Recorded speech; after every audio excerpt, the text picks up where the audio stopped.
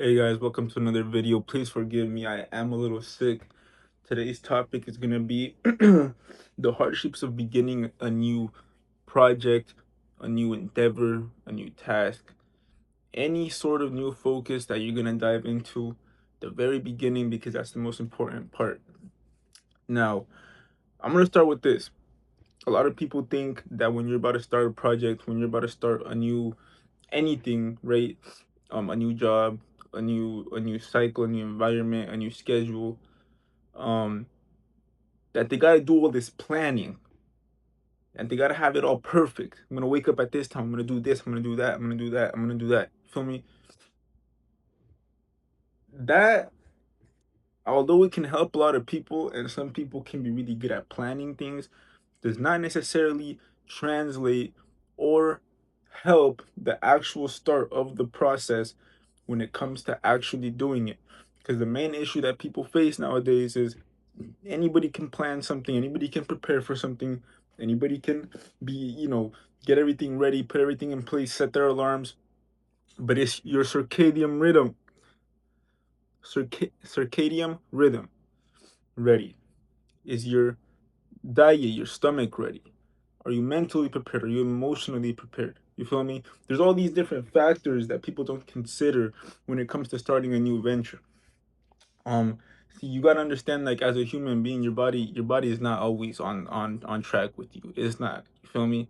It's really not. And a lot of the times people will start something hoping that from day one they're going to be locked in like a robot, and when that doesn't happen they get upset. Why? Because it didn't go the way that they wanted it to go. um and I feel like that can be a big dismotivator that will kill a process right or before it even starts. You feel me? Like, it's something that people don't sometimes give themselves enough grace for. Like, you gotta understand, like, you're a human being. You know, you're an emotional being. You go through cycles. You know, you're not an AI. You haven't been prepared your whole life for just this moment. You feel me? Like, you gotta understand, like, things happen gradually. Nothing ever starts boom like that. Never. You feel me? Things happen gradually. I actually like to call this the German method, because Germans, the way that they like to build and the way that they like to manufacture their vehicles, their technology, is slow, steady, but consistent. Slow, steady, consistent, and with a lot of principle. You feel me? And that's something that I think can help a lot of people, especially when they're starting a new venture, to consider. Well, first of all, I know I'm not ready for this fully, but I'm gonna try. And if I'm not the best my first day, I'm gonna keep going. By day 5, day 10, you're gonna be exactly where you want to be in terms of, like, how you're handling the whole process and your schedule. It'll be a lot better. But by day 1, a lot of people expect it to be at its best, and that's just not the reality of things. It's just not. And if it does happen, good for you.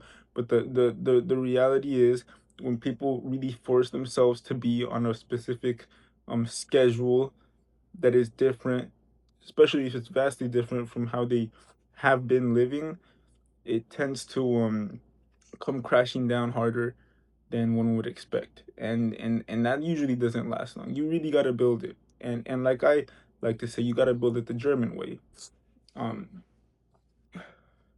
Forgive me for my sniffling, bro. Like, this sickness is crazy. um but yeah, one example of that would be, back in October 2025. I remember I started getting into this phone business that I do, international logistics when it comes to Apple products. And I remember the first few days I was like, yo, like, I just want to be locked in and do this shit all the time, right? I didn't know what to do though. I didn't know what to do, but I know I wanted to be locked in, and I tried, and then I got really tired. I kind of crashed a little bit. You feel me? Especially when I wasn't seeing the results that I wanted to right away. But the good thing is, I gave myself the time. You feel me? So, um, I took some L's, which was even more dismotivating. But during those first 10 days, I remember, like, every single thing that I was doing was a learning curve. everything. I had no idea what I was doing when it came to reach outs, when it came to closing, when it came to pickups, when it came to everything. It was a first. You feel me? And I just remember thinking to myself, like, dang, like I got a long way to go, a long way to go. And I did.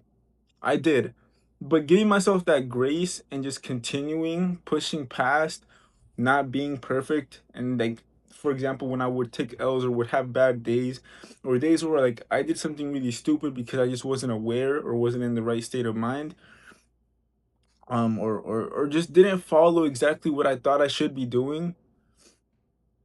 If I hadn't pushed past that and taken the time and given myself the grace, you feel me, to to make those mistakes or slow down a little bit sometimes, or just be that guy that doesn't know what he's doing, I wouldn't be where I am right now. And to be honest, looking back, I feel like although it felt like I was barely learning anything and I was like so far behind everybody else who was already in this business,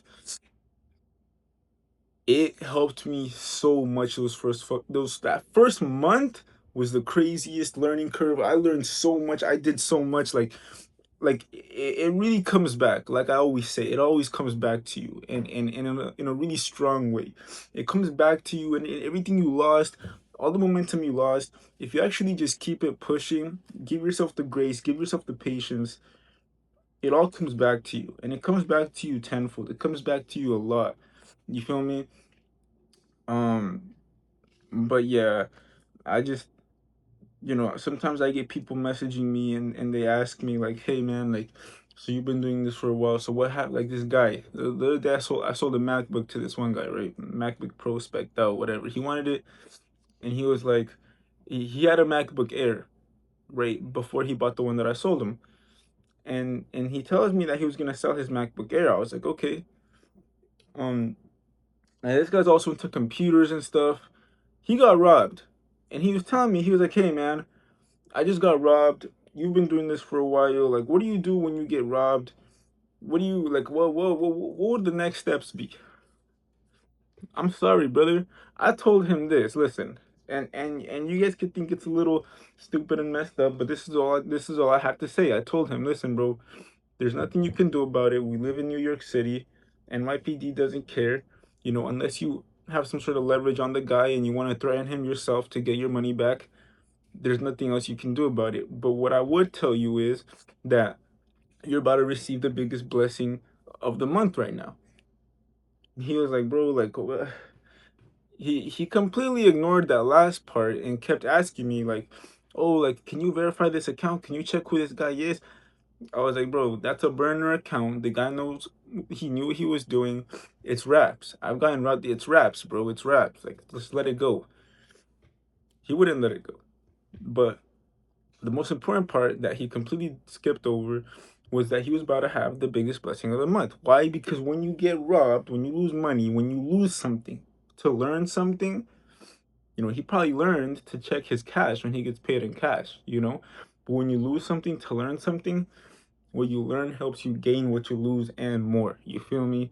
And that's what I was trying to tell him. And sometimes life just pays you back for your L's, bro. Like that's just how it is. But the guy, he was in an emotional state of being, and he was rightfully upset. But this is just kind of like the point that I'm trying to make is you can get upset at your L's. You could just hate it. You could just be upset about it and disappointed in yourself. But that's not really gonna do much, because until you learn to move on and take the lesson that you learned and apply it in the next day, next week, next month, you're just gonna be sad about it with no growth. Um, so yeah, essentially, give yourself the grace. That's really all it's about. It's just giving yourself the grace to fail, giving yourself the grace to not have the best start, giving yourself the grace to be stupid, to not know what you're doing. Feel me? Giving yourself the grace to to be open to learning something, to be the student, you know?